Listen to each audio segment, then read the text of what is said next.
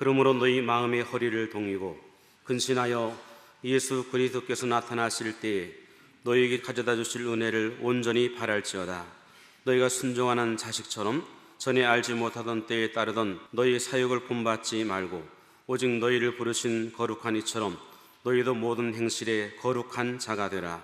기록되었으되 내가 거룩하니 너희도 거룩할지어다 하셨느니라.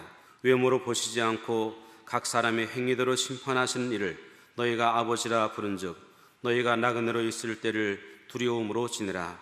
너희가 알거니와 너희 조상이 물려준 헛된 행실에서 대속함을 받은 것은 은이나 금같이 없어질 것으로 된 것이 아니요 오직 흠없고 점없는 어린 양 같은 그리스도의 보배로운 피로 된 것이니라. 그는 창세 전부터 미리 알린 바 되신 이니 이 말세에 너희를 위하여 나타내신 바 되었으니 너희는 그를 죽은 자 가운데서 살리시고 영광을 주신 하나님을 그리스도로 말미암아 믿는 자니 너희 믿음과 소망이 하나님께 있게 하셨느니라. 너희가 진리를 순종함으로 너희 영혼을 깨끗하게 하여 거짓이 없이 형제를 사랑하기에 이르렀으니 마음으로 뜨겁게 서로 사랑하라. 너희가 거듭난 것은 썩어질 씨로 된 것이 아니요 썩지 아니할 씨로 된 것이니 살아있고 항상 있는 하나님의 말씀으로 되었느니라. 그러므로 모든 육체는 풀과 같고 그 모든 영광은 풀의 꽃과 같으니 풀은 마르고 꽃은 떨어지되 오직 주의 말씀은 세세토록 있도다 하였으니 너희가 전한 복음이 곧 이 말씀이니라. 아멘. 시골에서 어린 시절을 보낸 사람들은 추석이 굉장히 많은 추억이 있는 때입니다. 감 따러 가고 밤 따러 가고 밤송이에 찔리기도 하고 힘들었던 거 아름다운 추억들이 많이 있습니다. 그 자연 속에서 배워지는 아름다운 것들이 있어요. 근데 도시에서 산 사람들은 밤이 어떤 나무에서 맺혀지는 줄도 모르지요. 그러면 가을이 되면 열매 맺는 나무는 매 맞는 나무다 이렇게 봐요. 밤나무도 가을이 되면 아이들에게 매를 맞고 또 그 상수리 나무 같은 것도 보면 열매 떨어지게 하려고 그 돌을 가지고 그의 몸체를 치는 거예요. 쿵쿵 치면 우두둑 떨어지죠. 그러나 비록 아이들에게는 매를 맞지만 그 산지기에게는 보호를 받습니다. 다른 가시나무 같은 건 천혜지만은 열매 많은 맺는 나무는 그 산지기가 보호를 해줘요. 그런 것처럼 우리가 신앙생활 하다가도 보면 성령의 능력을 받아서 열매 맺는 사람은 세속의 권세에게 많은 도전을 받고 박해를 받아요. 그러나 전능하신 하나님께서는 그 사람을 보호한다는 사실을 믿게 되길 주의 이름으로 축원합니다. 아멘. 하나님은 보호하세요. 하나님의 보호는 상상할 수 없는 방법으로 보호를 하게 됩니다. 1936년 9월 1일 날 주기철 목사님이 평양신학교에서 부흥회를 인도를 했어요. 그의 논문집에 보면은 신사참배가 막 이루어지게 되고 교회들도 그 신사참배를 하게 되고 하니까 이것은 계명을 범하는 것이라고 해서 신사참배는 안 된다. 그렇게 설교를 했어요. 그러면서 그는 이런 말을 합니다. 이 사람이 다른 것으로 우리 한국 교회에 바칠 것이 없습니다.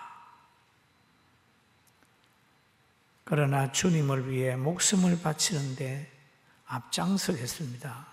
라고 신학도들 앞에서 얘기를 했어요. 그러면서 예수님을 따라서 일사각오를 합니다. 예수님을 따라가는데 죽을 각오를 하겠습니다. 남을 위해서 살아가는데 죽을 각오를 하겠습니다. 부활의 진리를 사수하는데 죽을 각오를 하겠습니다. 그 세 가지를 강력하게 강조를 했어요. 그래서 그 말씀을 들은 학생들이 각오를 했고, 또 그 말을 들은 일경들은 분노했습니다. 그래서 평양 노회를 움직여 가지고 1939년에 그 주목사님을 파면시켜버렸어요. 바르게 살아가고 바르게 목회하고 바르게 신앙생활 하려고 하다가 동료들에게도 사람들에게도 때로는 버림을 당하게 되고 결국 순교자로 이 역사 속에 아름다운 이름을 남긴 분이 있습니다. 사랑하는 성도 여러분, 우리가 그리스도인들이 가지고 있는 바른 세계관을 가지고 영생이라고 하는 그 길, 천국이라고 하는 그 길을 바라보면서 때는 걸어가면서 세상에서 박해받을 때라도 좌절하지 않기를 주의 이름으로 축원합니다. 그런데 오늘 여기에 베드로서에 나타난 것을 보면 믿음 생활 잘하는 분들에게 주는 말씀이에요. 신앙을 지키기 위하여 고향을 버리고 세상 문화까지 외면을 하면서 그 신앙을 지키는 거예요. 카타콤을 만들고 또 땅에 구멍을 파고 거기에서 숨어서 사는 거예요. 그러면서 신앙생활을 하는 그들을 향하여 베드로가 편지를 하는 거예요. 편지를. 그런 것처럼 오늘날 이 편지가 교회 나오고 예배드리고 믿음 지키려고 하는 여러분들에게도 같이 주어졌다는 사실을 믿게 되길 주의 이름으로 축원합니다. 같이 주어진 거예요. 이 말씀은 저 밖에서 불신자들에게 준 것이 아닙니다. 오늘 우리 신자들에게 준 거예요. 여러분, 사람이 태어나면 나서가 끝이 아니에요. 사람답게 살기 위하여 언어도 배우고 학문도 배우고 윤리 도덕도 배우고 남을 배려하는 것도 배우고 그러지 않습니까? 그리스도인들이 되었으면 그리스도인으로 살게 하기 위하여는 계속 그리스도의 인격을 닮아가게 하기 위하고 또 가르쳐 주는 거예요. 그래서 오늘 베드로 사도는 베드로전서 1장 13절에 이렇게 그들에게 부탁을 합니다. 같이 봅니다. 그러므로 너희 마음의 허리를 동이고 근심하여 예수 그리스도께서 나타나실 때에 너희에게 가져다 주실 은혜를 온전히 바랄지어다. 그러거든요. 너희 마음의 허리를 동이라. 근신하여 예수 그리스도 나타나실 때에 너희에게 가져다 줄 은혜를 온전히 바라라 라는 얘기죠. 여러분, 허리를 동이라. 무슨 일을 할 때 허리를 동이지 않습니까? 예레미야서에도 보니까 이런 말을 합니다. 너는 내 허리를 동이고 일어나 내가 내게 명령한 바를 다 그들에게 말하라. 그런 얘기를 하죠. 예레미야 선지자 보고 너는 허리를 동이고 내가 너에게 말한 것을 다 그들에게 말하라.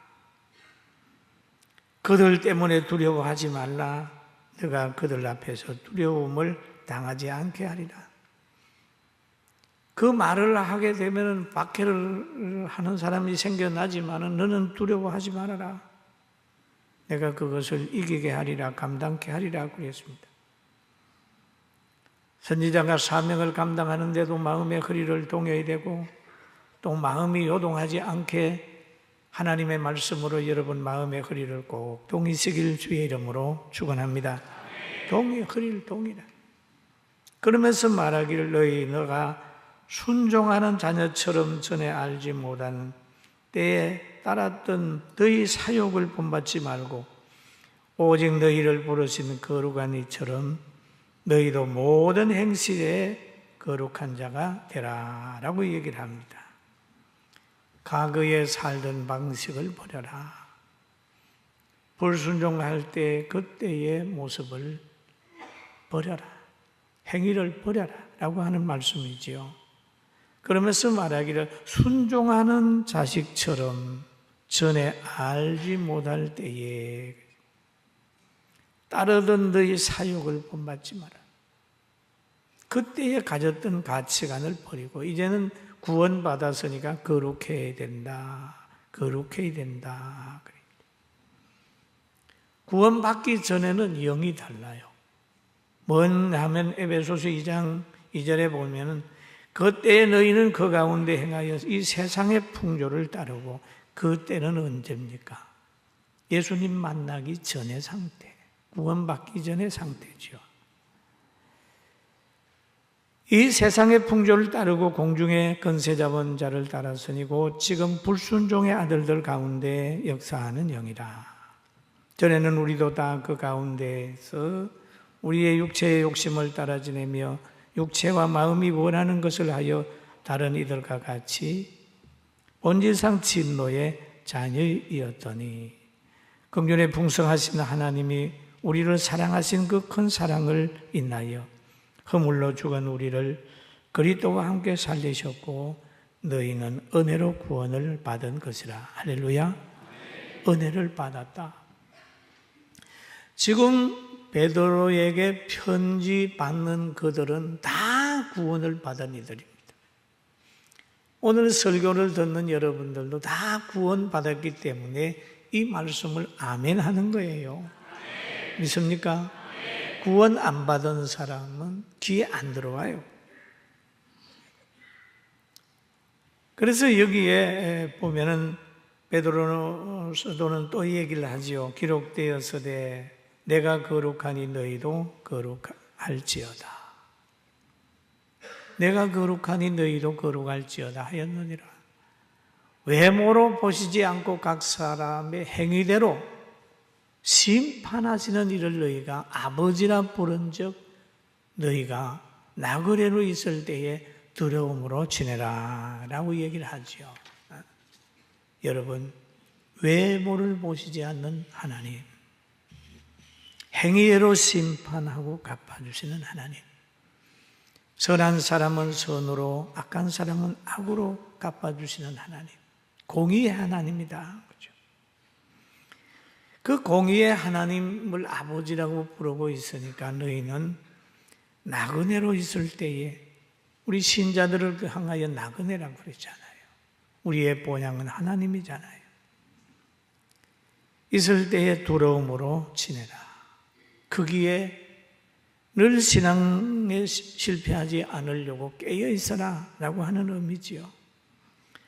여러분, 구원의 확신이 없이 신앙생활을 하는 것은 참 힘듭니다. 절제할 게 너무 많은 것 같잖아요.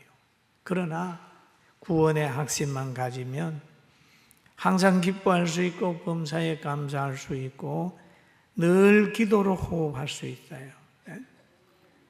여러분, 구원의 확신을 가지길 주님의 이름으로 축원합니다. 확신, 내가 천국에 갈 수 있다, 나는 하나님의 백성이다라고 하는 생각을 하면 너무 귀해요. 저도 목회를 하면서 어느 때에 하나님이 이런 깨달음을 줬어요. 성도들이 가족으로 보였을 때 가장 편안했습니다. 때로는 손님으로 보였을 때가 있었어요. 과거에는 어떤 사람은 오면 어떻게 잘해줄까, 떨어지면 어떻게 할까 하고 손님처럼 막 이렇게. 깊이 기도하다가 보면 성도는 손님이 아니라 신령한 가족이고 하나님이 구원시킨 사람이라고 생각이 드니까 그때부터 마음의 평강이 있어요. 여러분, 가족이라고 생각하게 되면 그리움이 있지 않습니까? 만남의 그리움. 여러분, 추석 명절이 되어서 시골 갈 때에 아무리 힘들어도 그 형제를 사랑하고 부모님을 사랑하는 사람은 즐겁게 갑니다. 그러나 그 형제 중에 미운 사람이 있으면 그 사람 보기 싫어서 시골 안 가는 사람이 있을 수도 있을 거예요. 형제들 간에 안 만나려는 사람도 있을 거예요. 이거는 형제의 의미를 몰라서 그래요. 진정한 형제는 어려울 때 위하여까지 낳거든요. 형제가 어려우면 도와줘야 됩니다. 도움 받는 사람은 감사함으로 받아야 됩니다. 교회가 신령한 가족으로 생각이 될 때에 여러분은 서로에게서 필요를 채굴 하면 안 됩니다. 늘 도와주고 가정처럼 이렇게 보살필 때 건강한 교회가 되고 모두가 행복해진다는 사실을 믿게 되기를 주의 이름으로 축원합니다. 아멘. 성도들이 가족으로 느껴질 때에 마음의 변화가 올 수 있어요. 성도들에 대한 의도가 없어집니다. 많이 가진 사람이 와도 하나님 가족이고, 작게 가진 사람이 와도 가족이고, 병든 사람이 와도 가족이고, 다 가족이 되는 거예요. 그럴 때 그들에게 기대가 없기 때문에 차별하지 않아요. 많이 가졌으면 어떻고, 자기 가졌으면 어떻고, 병들었으면 어떻습니까? 모두 하나님 앞에 구원받은 사람으로 더불어 산다 생각하니까 마음에 큰 평강이 있습니다. 여러분들도 가진 자에게 위축되지 말고, 가난하다고 멸시하지 말고, 모두를 함께 사랑하는 넉넉함이 있기를 주님의 이름으로 축원합니다. 오히려 병든 사람에 대한 안타까움이 점점 커지는 것을 제가 늘 체험했습니다. 그리고 빌립보서 2장 12절에 바울 사도는 이런 얘기를 하지요. 구원받은 빌립보 성도들을 향하여 하는 말이, 나의 사랑하는 자들아, 너희가 나 있을 때뿐만 아니라 더욱 지금 나 없을 때에도 항상 복종하여 두렵고 떨림으로 구원을 이루라. 라는 말은 예수 그리스도를 닮아가라, 세상에 빠지지 마라 라는 얘기를 하지요. 여러분, 하나님 말씀에 복종하게 될 때에 주님의 말씀에 온전히 순종하게 되는 거예요. 그 단계는 능력이 나타나는 단계입니다. 너희가 구원받은 것은 은으로 된 것도 아니고 금으로 된 것도 아니다. 예수 그리스도의 보혈의 피, 흠없는 그리스도의 피로 된 것이기 때문에 너무너무 소중하다. 피는 생명이다. 또 그 생명은 예수 그리스도의 생명으로 구원받았기 때문에 소중하게 여겨야 된다. 여러분, 구원받은 이 자체를 소중하게 여기시길 주님의 이름으로 축원합니다. 축원합니다. 그리고 또 보면 너희는 그를 죽은 자 가운데서 살리시고 영광을 주신 하나님을 그리스도로 말미암아 믿는 자니 너희 믿음과 소망이 하나님께 있게 하셨느니라 라고 얘기합니다. 믿음과 소망이 너희에게는 하나님께 있다. 너희가 고향을 떠나고 모든 걸 가족을 떠나서 신앙생활하는 여러분의 소망은, 믿음과 소망은 하나님께 있다. 그렇게 얘기를 하죠. 하나님께 있는데 그 하나님은 예수를 부활하게 한 것처럼 너희도 부활의 열매를 맺게 하리라. 너희는 세상을 의지하지 마라. 믿는 분은 오직 하나님이다 라는 얘기를 합니다. 여러분, 세상에서는 우리가 의지할 게 없어요. 왜? 세상의 영은 공중의 근세 잡은, 세상은 근세 잡은 악의 지배 아래 있기 때문인 것입니다. 사람이나 환경이나 자신의 기능이나 배경 어느 하나 의지할 데가 없습니다. 그래서 예레미야 선지자에게 하나님은 이같이 말씀하셨어요. 한번 같이 읽어봅니다. 여호와께서 이같이 말씀하시니라. 무릇 사람을 믿으며 혈육으로 그의 힘을 삼고 마음이 여호와에게서 떠난 그 사람은 저주를 받을 것이다. 그는 사막의 떨기나무 같아서 좋은 일이 오는 것을 보지 못해. 강야 건조한 곳 건건한 땅 사람이 살지 않는 땅에 살리라. 그러나 물은 여호와를 의지하며 여호와를 의뢰하는 그 사람은 복을 받을 것이라. 그는 물가에 심기운 나무가 뿌리를 강변에 뻗치고 더위가 올지라도 두려워 아니하며 그 앞이 청청하며 가무는 해 걱정이 없고 결실이 겹치지 아니함 같으리라. 할렐루야. 두 가지예요. 혈육이나 모든 사람을 의지하게 되면 외로워진다는 거예요. 사막의 떨기나무 같다. 죽지 못해 산다는 거죠. 그러나 여호와를 의지하고 의뢰하면 열매 맺게 되게 되고 어떤 환경에도 두려워하지 않는다라는 말씀을 하고 있습니다. 여러분 여호와를 의지하게 되기를 주님의 이름으로 축원합니다. 할렐루야. 여호와를 의지하고 어떤 사람들은 기도할 때 보면 하나님이 왜 주무십니까? 라고 하는 사람도 있어요. 왜 하나님이 내 기도를 안 들어줍니까? 라고 얘기를 합니다. 그런데 안 들어주는 것이 들어주는 거예요.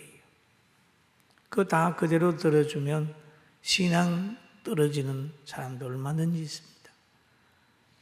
제가 짧지 않은 신앙생활을 해보니까 안 된 게 다 잘 됐어요.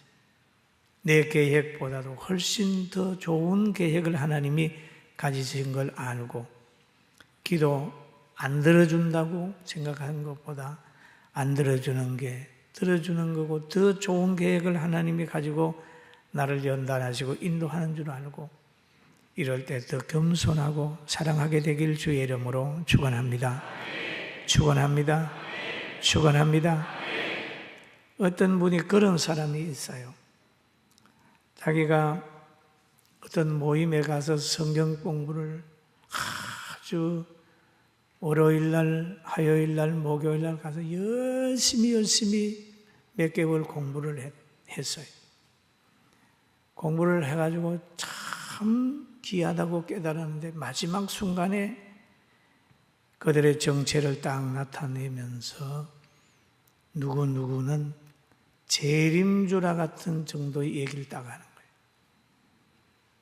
벌쩍 뛰는 거예요. 아이고 그거 이단인데 하고 빠져나온 겁니다. 그러다 하고 그 사람이 빠져나왔겠어요? 여러분 약을 먹는데 보약인 줄 알고 시컷 먹었어요. 약을 먹었어요. 약을 시컷 먹었다고 그래도 표현이 좀 이상합니다만 시컷 약을 먹었어요. 그런데 알고 보니까 약봉지를 딱 보는 순간에 그게 아주 몸을 나쁘게 하는 약이에요.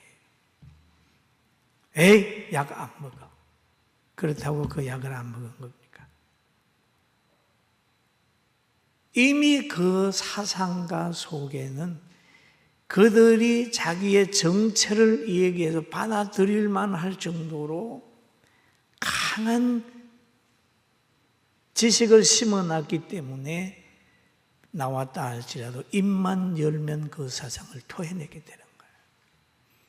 그래서 이단에 속한 사람이 나왔다 하지만은 그거를 성경적으로 반드시 해결하지 않으면 평생 동안 그 지식으로 인하여 고통을 당하는 거예요. 정신 바짝 차리시고 정말 성령의 능력을 힘입어서 잘못된 것 치료받게 되기를 주의 이름으로 축원합니다. 축원합니다. 그러면서도 그러는 거예요. 나왔다는 거예요. 나오긴 뭘 나오면 속에 세포 속에 가치관 속에 마음 속에 꽉 그 사상이 들어있는 거예요. 여러분, 또 오늘 이 본문을 가가지고 보면은 진리에 순종할 때 깨끗하여진다라고 하는 말씀을 하는 거예요. 베드로가의 편지는 흩어진 나그네들의 신앙을 인정을 하는 겁니다. 인정을 하는데 베드로전서 1장 22절 한번 볼까요? 너희가 진리를 순종함으로 너희 영혼을 깨끗하게 하여 거짓이 없는 형제 사랑하게 이르렀으니 마음으로 뜨겁게 서로 사랑하라. 할렐루야. 그러면 여기에서 보면 이르렀으니라는 말씀이 있죠. 이르렀으니 너희가 진리를 순종함으로 너희의 영혼이 깨끗하게 하여. 그죠? 신앙의 자유를 얻기 위하여 흩어져 있는 그들의 마음 속에는 그들은 진리를 순종하는 자로 살고 있다는 얘기거든요. 그리고 진리를 순종함으로 인하여 그들의 영혼이 깨끗하여졌다는 거예요. 너희 영혼이 깨끗하여 하게 하여 거짓이 없는 형제 사랑하기에 이르렀으니. 이르렀으니. 제일 이르렀다. 그럼 이들은 어떤 사람이었냐? 이들은 성령 받은 사람입니다. 성령을 받아서 베드로 사도행전 2장 38절에 보니까 베드로가 이르되 너희가 회개하여 각각 예수 그리스도 이름으로 세례를 받고 죄 사함을 받으라. 그리하면 성령을 선물로 받으리니. 성령을 받은 사람들이에요. 이들은 진리가 있는 사람들이에요. 예수님을 잘 따라가는 사람들이에요. 여러분, 우리도 지금 주일날 교회 나와 예배 드리지 않습니까? 예수님을 잘 따라가는 거예요. 개인이 깨끗하게 되려면 진리를 따라야 되고, 가정도 깨끗하게 되려고 하면 진리를 따라야 되는 거죠. 진리를 따르면 어떤 결과가 올까요? 행복해집니다. 할렐루야. 부부가 진리를 따를 때 어떤 마음이 들까요? 남편은 아내를 많이 사랑합니다. 아내의 연약함을 돌봅니다. 그리고 함부로 자기 고집대로 막 부정적인 것 내뱉지 않습니다. 아내는 남편을 존중하고 힘을 얻게 만들어줍니다. 그게 진리 따르는 거예요. 이런 기독교적 세계관은 가정에서도 직장에서도 다 그 모든 것들이 주의 일로 알고 하는 거예요. 주의 일로. 부모님을 만나 뵐 때에도 늙고 병들고 힘없고 허리 구부러진 그 부모님을 보는 게 아니라 어릴 때 자기를 낳아서 기르면서 업고 다니는 그때의 그 모습을 보는 거예요. 여러분, 젊은 사람이 아이를 업고 다니면서 나도 이렇게 업혀서 자랐다는 것을 잊어버리지 말아야 됩니다. 그럴 때 그 부모님의 전체를 볼 수가 있어요. 믿습니까? 전체를 볼.